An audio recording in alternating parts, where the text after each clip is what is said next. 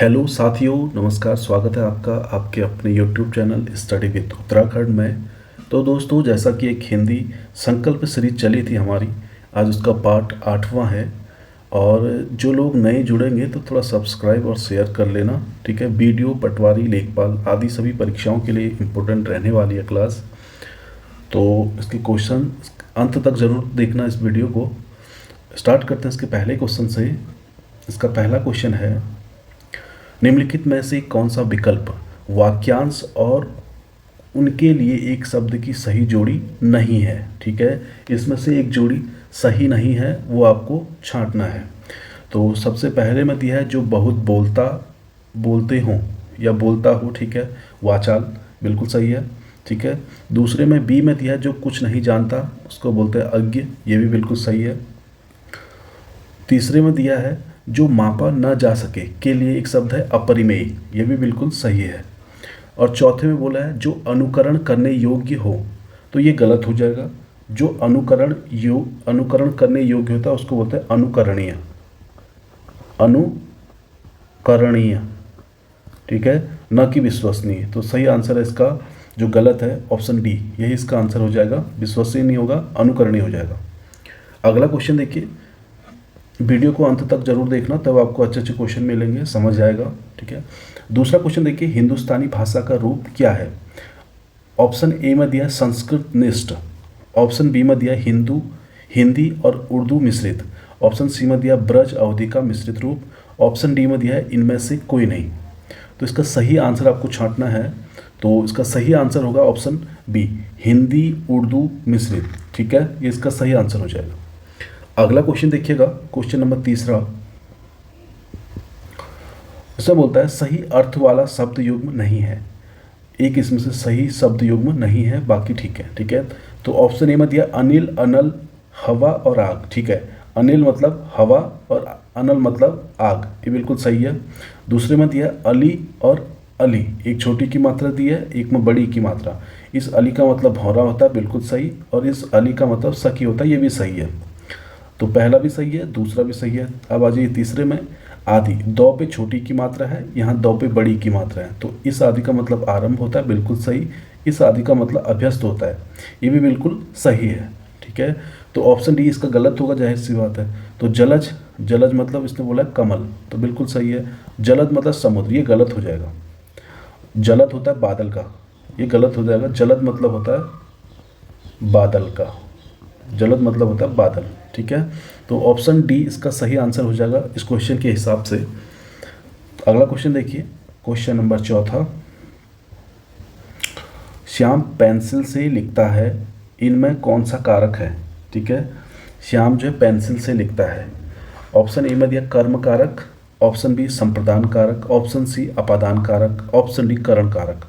तो इसका जो सही आंसर है ऑप्शन डी, करण कारक। ठीक है, ये ऐसा कारक है जो क्रिया करने के साधन या माध्यम को बताता है। ठीक है, जो करण कारक है वो ऐसा कारक है जो क्रिया करने के साधन या माध्यम को बताता है। जैसे इसके जो विभक्ति चिन्ह है, या तो से होगा, से या के द्वारा, दो इसके विभक्ति चिन्ह है। जैसे हम बोलेंगे बाण से मारा, बाण से मारा, तो किससे मारा, बाण से मारा।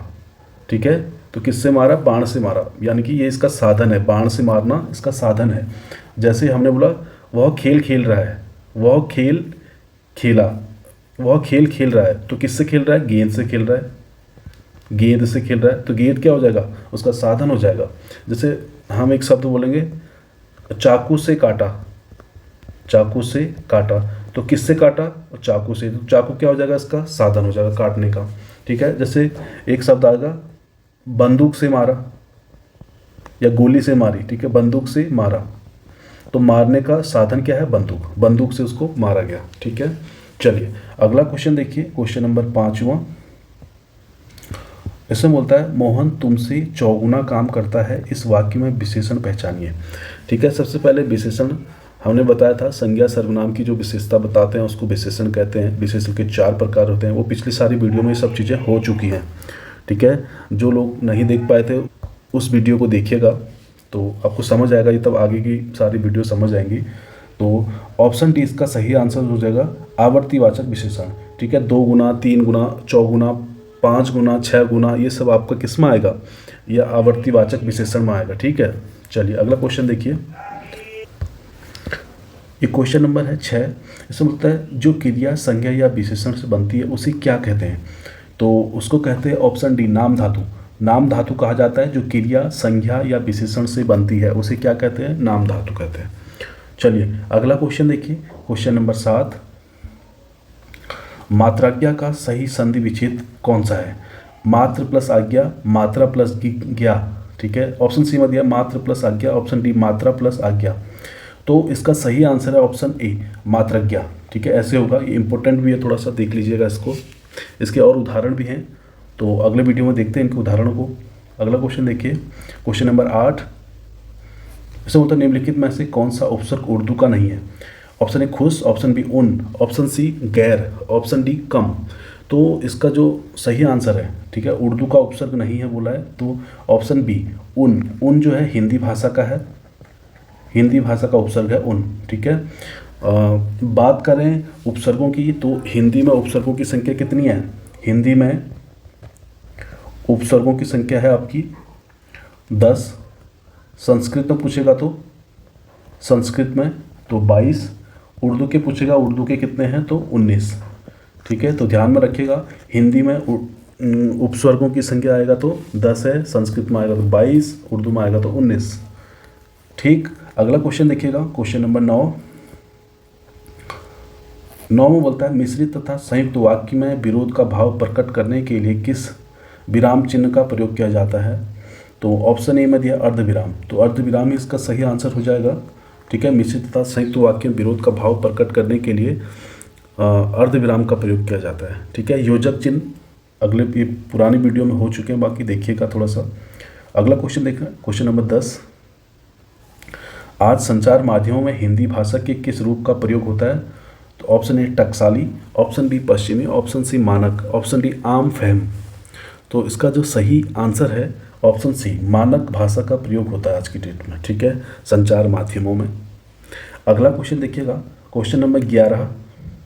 ऐसा होता है हिंदी की पहली बोलती फिल्म आलम आरा किस वर्ष में रिलीज हुई। ठीक है, तो किस वर्ष हुई थी रिलीज, तो आपको पता होना चाहिए। ऑप्शन बी इसका सही आंसर है। ठीक है, 1931 में हुई थी, ये बोलती फिल्म है, आलम आरा पहली फिल्म है। ठीक है, इसका निर्माता भी अगर कभी आता है निर्माता, ठीक है, पूछ सकता है कभी, तो आरदेशीर ईरानी। ठीक है, ये इनके निर्माता थे बोलती फिल्म आलम आरा के। 1931 में मुंबई में ये पहली बार प्रदर्शित की गई, इसका प्रदर्शन हुआ। ठीक है, अगला क्वेश्चन देखिएगा, क्वेश्चन नंबर 12। हिंदी गद्य का सर्वप्रथम युग किसे माना जाता है। भारतेंदु युग को, द्विवेदी युग को, शुक्ल युग को, प्रेमचंद युग को। तो भारतेंदु युग को माना जाता है हिंदी गद्य का सर्वप्रथम युग। ठीक है, ये युग चला था आपका 1850 से 1900 तक। ठीक है, भारतेंदु युग चला था। उसके बाद से द्विवेदी युग चला था 1900 से 1918 तक। ठीक है, 1918 ईस्वी तक। तो ये दो चले थे, बाकी शुक्ल युग और प्रेमचंद युग बहुत बाद में चले। तो मेन यही है, इनको याद रखिएगा आप। 1850 से 1900 भारतेंदु युग और द्विवेदी युग 1900 से 1918। और हिंदी गद्य का सर्वप्रथम युग बोलेगा तो भारतेंदु युग।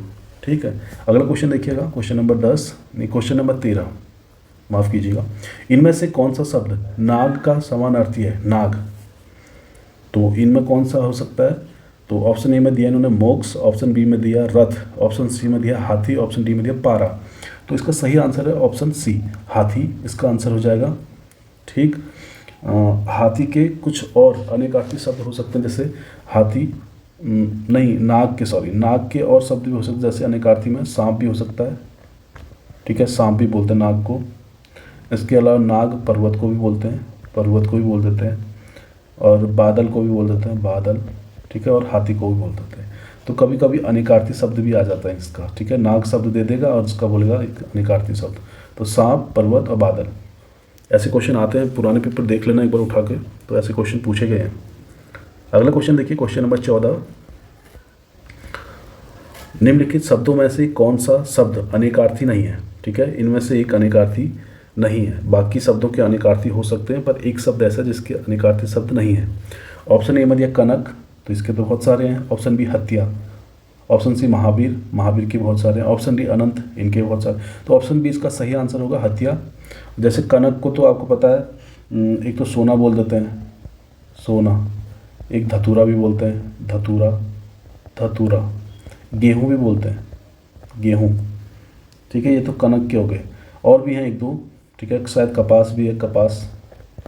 तो ऑप्शन सी में आ जाओ, महावीर। महावीर मैंने कल एक पर्यायवाची बताया था, शेर को भी बोलते हैं, हनुमान जी को भी बोलते हैं, हनुमान जी को। ठीक है, इसके अलावा बलवान को भी हनुमान महावीर बोलते हैं, बलवान। ठीक है, तो कोई बलवान होगा तो उसको महावीर बोल देंगे। एक और होता है, 24वें जैन तीर्थंकर थे ना महावीर, उनका नाम महावीर हो गया। 24वें जैन तीर्थंकर उनका नाम भी महावीर था, तो वो भी एक अनेकार्थी हो जाएगा महावीर का। ठीक, और ऑप्शन डी अनंत की बात करेंगे तो अनंत में आपको पता है, एक तो आकाश को बोलते हैं अनंत, आकाश। ठीक है, इसके अलावा असीम को बोल देते हैं असीम, जिसकी कोई सीमा नहीं है, असीम, उसके लिए भी अनंत बोल देते हैं। विष्णु, विष्णु को भी बोल देते हैं विष्णु, उनको भी अनंत बोल दिया जाता है। चलिए अगला क्वेश्चन देखिए, क्वेश्चन नंबर 15।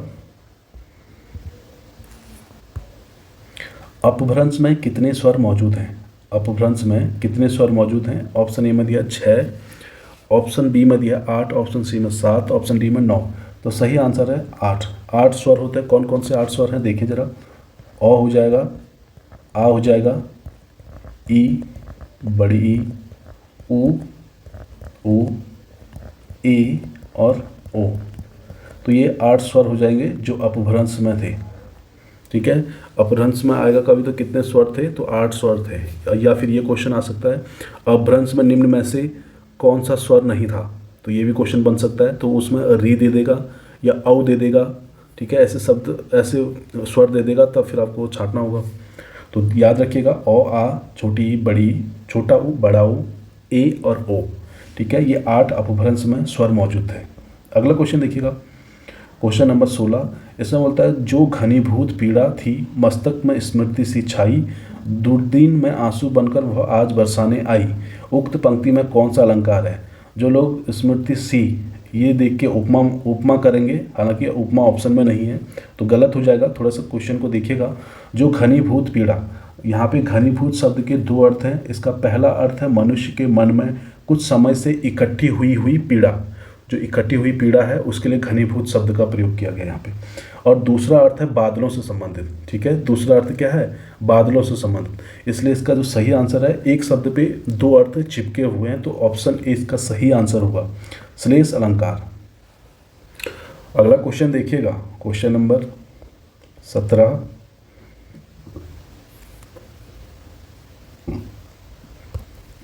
इसमें बोलता है, निम्नलिखित में से भाववाची का उदाहरण कौन सा है? ठीक है, किस वाक्य में भाव का प्रयोग हुआ है? ठीक है, भाव का उच्चारण आ रहा है, देखिएगा। सबसे पहले, रवि अभी आम चूसता है। ठीक है, इसमें कोई भाव तो आ नहीं रहा। ठीक है, चूस रहा अभी आम। ऑप्शन बी में, अब चला जाए, इसमें भी कोई भाव नहीं आ रहा। ठीक है, ऑप्शन सी, मोहिनी पत्र लिखती है। ठीक है, लिख रही है मोहिनी, कोई दिक्कत नहीं है। ऑप्शन डी, शीला से खाया नहीं जाता। ठीक है, खाया नहीं जाता एक भाव को प्रकट कर रहा है कि उससे खाया नहीं जाता, अब शीला से अब खाया नहीं जाता, तो ये भाव आपका प्रकट कर रहा है। ठीक है, चलिए अगला क्वेश्चन देखिए। जो लोग नए जुड़े हैं दोस्तों, थोड़ा सब्सक्राइब कर लेना, थोड़ा शेयर कर देना। मैं बहुत मेहनत से आप लोग के लिए ऐसे ऐसे प्रश्न लेके आ रहा हूँ जो एग्ज़ाम की दृष्टि से काफ़ी महत्वपूर्ण है, तो थोड़ा सा आप लोग भी सपोर्ट कीजिएगा। हिंदी को भारत की राजभाषा होने का गौरव प्राप्त हुआ। 18 क्वेश्चन में बोला गया है, हिंदी को भारत की राजभाषा होने का गौरव प्राप्त है। ऑप्शन ए में दिया 1942 ईस्वी में, ऑप्शन बी 1947 ईस्वी में, ऑप्शन सी 1949 ईस्वी में, ऑप्शन डी 1957 ईस्वी में। तो इसका सही आंसर है ऑप्शन सी, 1949 ईस्वी में। अगला क्वेश्चन देखिएगा, क्वेश्चन नंबर 19। समाचार के 6 ककार यह आ सकता है कि समाचार में कितने ककार हैं, तो 6 ककार हैं। तो कौन कौन से हैं? ऑप्शन ए में दिया क्या, कौन, कहाँ, कब, क्यों और कैसे। तो ऑप्शन बी में दिया क्या, कौन, कब, कहाँ, क्यों और किधर। ऑप्शन सी में दिया क्या, कब, काम, कहाँ, क्यों और कैसे। उपयुक्त में से कोई नहीं। तो इसका सही आंसर है ऑप्शन ए, क्या, कौन, कहाँ, कब, क्यों और कैसे। ये इसका सही आंसर है। समाचार के 6 ककार हैं। ठीक है, ऑप्शन बी में है तो क्या, कौन, कब, कहाँ, क्यों और किधर। किधर से गलत हो गया ये। ऑप्शन सी में क्या, कब, काम, ये गलत हो जाएगा। काम कोई शब्द, कोई ककार नहीं है। ठीक है, तो ऑप्शन ए इसका सही आंसर है। क्या, कौन, कहाँ, कब और कैसे 6 ककार होते हैं समाचार में। ठीक है, अगला क्वेश्चन, क्वेश्चन नंबर 20। कौन सा शब्द नवीन शब्द का विलोमार्थी है? नवीन शब्द, तो नवीन का विलोमार्थी है प्राचीन। ठीक है, ऑप्शन सी इसका सही आंसर हो जाएगा। नवीन का विलोमार्थी आएगा तो क्या होगा? प्राचीन। और नया का पुराना। नया का क्या होता है? पुराना। ठीक है, और पुरातन का क्या होगा? पुरातन का अधुनातन। अधुनातन। ठीक है, तो इसका जो सही आंसर है 20वीं का, तो सी इसका सही आंसर होगा। ये इस वीडियो का आखिरी क्वेश्चन था। उम्मीद करता हूँ आपको वीडियो अच्छी लगी होगी और आपके 20 में से लगभग 18-19 क्वेश्चन आए होंगे। ठीक है दोस्तों, और अगर ये नहीं आए हैं तो आपको थोड़ा सा और मेहनत करने की ज़रूरत होगी। तो मिलते हैं अगले वीडियो में। आप लोग जुड़े रहे हमारे साथ। निश्चित आपकी हिंदी अच्छी हो जाएगी। डेली आपको क्वेश्चन लगाने हैं और आपको निश्चित ही एग्ज़ाम में इससे आपको काफ़ी हेल्प मिलेगी। मिलते हैं अगले वीडियो में। Thank you.